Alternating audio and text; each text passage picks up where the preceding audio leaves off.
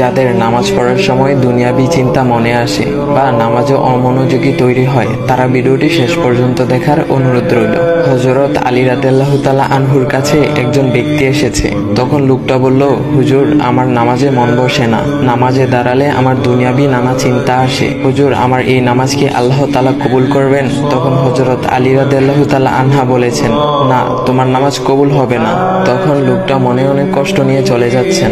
এমন সময় রাসূল সাল্লাল্লাহু আলাইহি ওয়াসাল্লাম এসে হযরত আলী রাদিয়াল্লাহু তাআলা আনহুকে জিজ্ঞাসা করলেন, ইয়া আলী, আপনার কাছে লোকটা কেন এসেছিল? এসে দেখি মন খারাপ করে চলে গেল। কেন, কি হয়েছে, আমাকে বলুন। তখন আলী রাদিয়াল্লাহু তাআলা আনহু বলেন, তিনি আমার কাছে জানতে এসেছেন যে নামাজে দুনিয়াবি চিন্তা আসলে নামাজ হবে কিনা। আমি বলেছি, না, তোমার নামাজ কবুল হবে না। রাসূল সাল্লাল্লাহু আলাইহি ওয়াসাল্লাম তখন বলেন, ইয়া আলী, আপনাকে আমি একটা চাদর উপহার দিতে চাই, তবে একটা শর্ত আছে। আলী রাদিয়াল্লাহু তাআলা আনহু খুশি হয়ে বলেন, ইয়া রাসূলুল্লাহ, কি শর্ত তা বলুন, আমি আপনার সকল শর্ত মেনে নিব। বুঝতেই তো পারছেন রাসূল সাল্লাল্লাহু আলাইহি ওয়াসাল্লামের চাদর বলে কথা। তখন রাসূল সাল্লাল্লাহু আলাইহি ওয়াসাল্লাম বললেন, ইয়া আলী, আপনি যদি এই মুহূর্তে 2 রাকাত নামাজ একনিষ্ঠভাবে পড়তে পারেন দুনিয়াবি সকল চিন্তা দূর করে, তাহলে আমি আপনাকে সেই চাদরটি উপহার দেব। আলী রাদিয়াল্লাহু তাআলা আনহু বলেন, এটা তো সাধারণ ব্যাপার। আলী রাদিয়াল্লাহু তাআলা আনহু তখন নামাজে দাঁড়িয়ে গেলেন আর তিনি নামাজ পড়তে শুরু করলেন। এমন সময় তার মনের মধ্যে শুধু ভাবনা চিন্তা আসতে শুরু করলো, আচ্ছা, আমাকে যে রাসূল সাল্লাল্লাহু আলাইহি ওয়াসাল্লাম যে চাদরটা দিবেন, সেটা কি ফাতিমার চাদর নাকি রাসূল সাল্লাল্লাহু আলাইহি ওয়াসাল্লামের? আচ্ছা, চাদরখানা দেখতে কেমন হবে?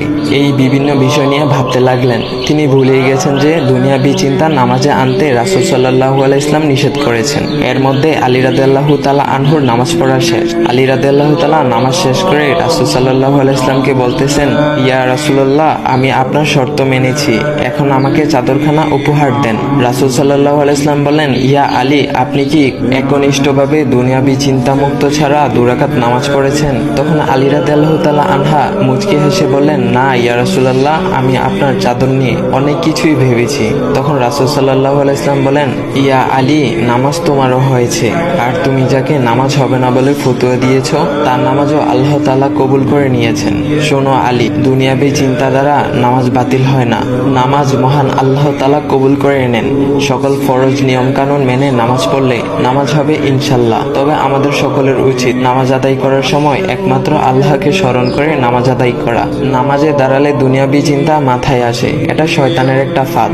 আল্লাহ তাআলা আমাদের সকলকে শয়তানের কুমন্ত্রণা থেকে হেফাজত রাখুক এবং সঠিকভাবে মনোযোগের সাথে নামাজ আদায় করার মতো তৌফিক দান করুক। সবাই বলি আমিন। চাইলে ভিডিওটা আপনি অন্যদের কাছে শেয়ার করতে পারেন, এতে অন্যদের ভুল ভ্রান্তিগুলো দূর হবে। তো গাইস, এমন ইসলামিক ভিডিও পাওয়ার জন্য ভাইয়ের আইডিটা ফলো করে দিয়ে যাও।